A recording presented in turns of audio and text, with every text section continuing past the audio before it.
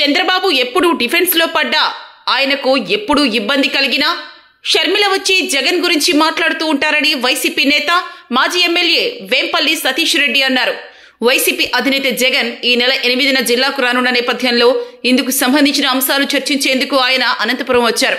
ప్రకాష్ రెడ్డి నివాసంలో నాయకులతో చర్చించిన అనంతరం మీడియాతో మాట్లాడుతూ చంద్రబాబుకు ప్రజాస్వామ్యంపై నమ్మకం లేదని, మున్సిపల్ ఎంపీపీ ఎన్నికల్లో టీడీపీ గూండాగిరి ఆయనకు తెలియదా అంటూ నిలదీశారు.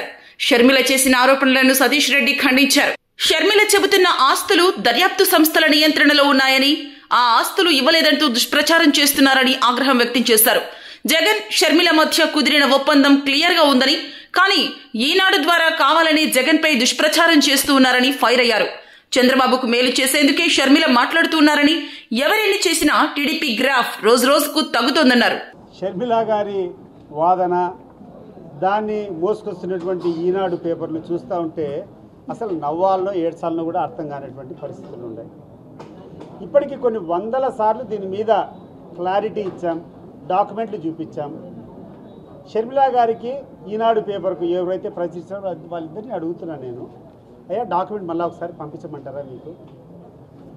షర్మిల గారికి జగన్మోహన్ రెడ్డికి జరిగినటువంటి ఒడంబడిక, వాళ్ళు రాసుకునేటువంటి అగ్రిమెంట్ మీకు కావాలన్నా స్పష్టంగా దాంట్లో ఉంది. సరస్వతి పవర్ ప్రాజెక్టులో విజయమ్మకు కానీ లేకుండా ఉంటే షర్మిలమ్మకు కానీ వాళ్ళకు ఉన్నటువంటి వాటాలన్నిటి కూడా ఎన్ఫోర్స్మెంట్ డైరెక్టర్ వాళ్ళ యొక్క సీజర్లో ఉన్నాయి, వాళ్ళ యొక్క ఆధీనంలో ఉన్నాయి. ఆ కేసులన్నీ పూర్తయిన తర్వాతనే వీళ్ళు బదలాయించుకోవచ్చు, అమ్ముకోవచ్చు. వీళ్ళకు తెలియకుండా, ఎన్ఫోర్స్మెంట్ డైరెక్టరేట్ తెలియకుండా అవి బదలాయింపు చేసేదానికి ప్రయత్నం జరిగాయి. కాబట్టి వాటి వల్ల బెయిల్ మీద ఉన్నటువంటి జగన్మోహన్ రెడ్డి గారికి ఇబ్బంది జరుగుతుంది. కాబట్టే ఆయన విజయమ్మ మీద ఆ యొక్క కంప్లైంట్ ఇవ్వడం జరిగింది తప్పితే తల్లి మీద కోపంలో లేకపోతే ఇంకోటి కాదు. ఇది ప్రతి ఒక్కరు కూడా అర్థం చేసుకోవాలా. వాళ్ళకి కావాలంటే ఆ డాక్యుమెంట్ మళ్ళీ ఒకసారి పంపిస్తాం.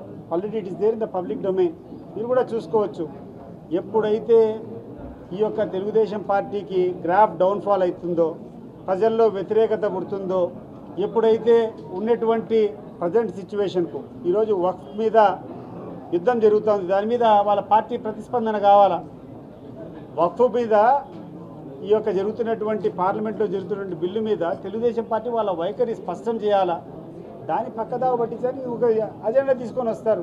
వాటి గతంలో మనం చూసాం కదా, ఒకరోజు లడ్డు అంటారు, ఒకరోజు బోట్లు అడ్డం పెట్టారు అంటారు, ఒకరోజు సీజ్ ద షిప్ అంటారు. వీళ్ళ ఇష్టం, ఒకరోజు బాబాయ్ అంటారు, ఏదో ఒక రకంగా. ఇది కూడా అదే రకం.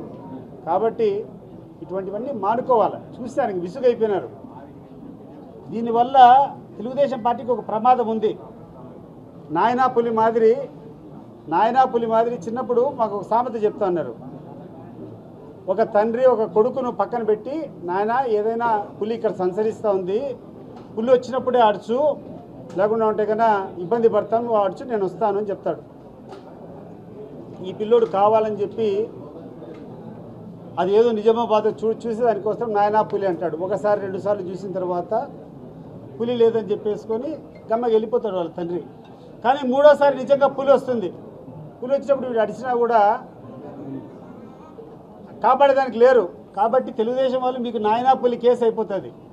నిజంగా మీ దగ్గర సబ్స్టెన్స్ ఉన్నప్పుడు కూడా జనం నమ్మరు. కాబట్టి అభూత కల్పనలు చేయడం మానుకోండి. ఏదైనా నిజం ఉంటే మాట్లాడండి, గట్టి మేలు ఉంటే చేయండి. మీరు చెప్పినటువంటి వాగ్దానాలకు మీకు శక్తి ఉంటే అమలు పరచండి. ఇంతవరకు ఎన్నో పెన్షన్లు పెండింగ్ ఉన్నాయి.